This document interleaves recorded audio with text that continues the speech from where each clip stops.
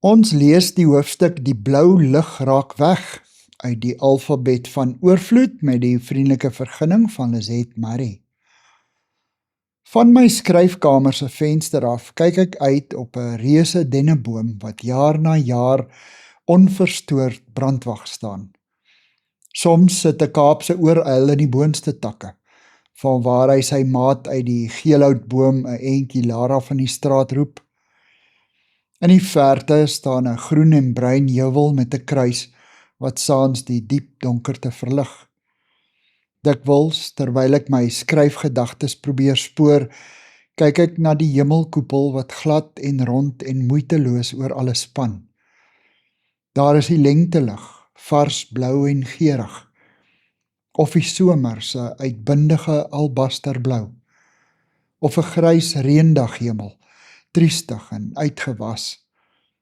Op 'n dag begin 'n klompie werkers reg voor my kamervenster kap en timmer, en hulle bou. Binne 'n paar weke verdwyn my bekende bakens een na die ander, agter die strak bruin bakstene. Eers raak die sagte heuwelkruin met sy kruis weg, dan die kleiner bome. Deur die openinge waar deure en vensters ingesit gaan word, steek daar nog blokke blou winterlig uit. Ek kyk met ontsetting na hoe die gul denneboom se takke een vir een wegraak, totdat net die boonste spits teen die lug afgeëet staan. Elke dag soek ek na die bekende geel son wat sy ligstreep oor my skryftafel gooi. Ek probeer reeds my dag se ure saam met die son se pad aftel, maar ek kry dit nie reg nie. Ek weet, sonder dat iemand vir my hoef te sê, kort voor lank gaan 'n muur vol rooi-bruin bakstene my begroet wanneer ek onverwags opkyk. Daar gaan nie meer 'n sonstreep oor my lesenaar val nie. Daar gaan net 'n skreefie blou lig in die een hoek van my venster uitsteek. Tussen die werkery deur hoor ek die bouers lag en gesels. Ek hoor hulle kwinkslae en onderlinge draakstekery. Hulle vind vreugde in hulle werk, besef ek. Dit maak hulle trots en gee hulle 'n gevoel van eie waarde. Hulle kan weer kos koop en huur betaal en vir 'n gesin sorg. Dalk kan hulle selfs tuis 'n eie aanbouing met 'n paar oortollige singplate en ongebruikte bakstene en sement aanpak. Om te kan werk gee hulle hoop, 'n verwagting dat môre beter as vandag gaan wees. Terwyl ek oor die verlies van my eie persoonlike stukkie blou lig sit en mop, sit die manne op 'n halfklaar muur hulle middagbrood en geniet.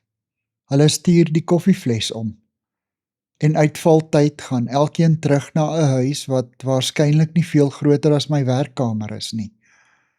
Ek besef weer dat geluk nie van 'n mens se omstandighede afhang nie. Lewensvreugde is 'n vonkie ontspring in jouself.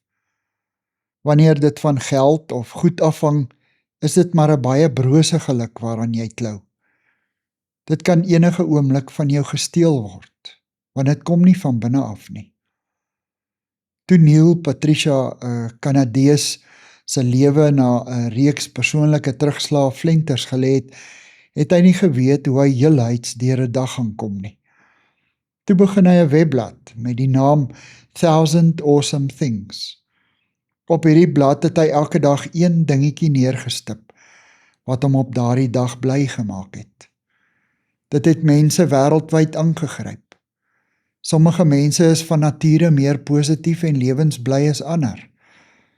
Laasgenoemde moet leer dat hulle hul kop na die son moet draai om die lewe se blydskapkant te kan raak sien. Die bouprojek voor my kamervenster is voltooi. Die rou bakstene is wit geverf.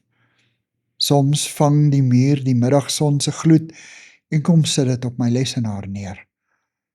En gisteraand het daar 'n uil op die denneboom se spits gesit. Dankie vir die saamkuier.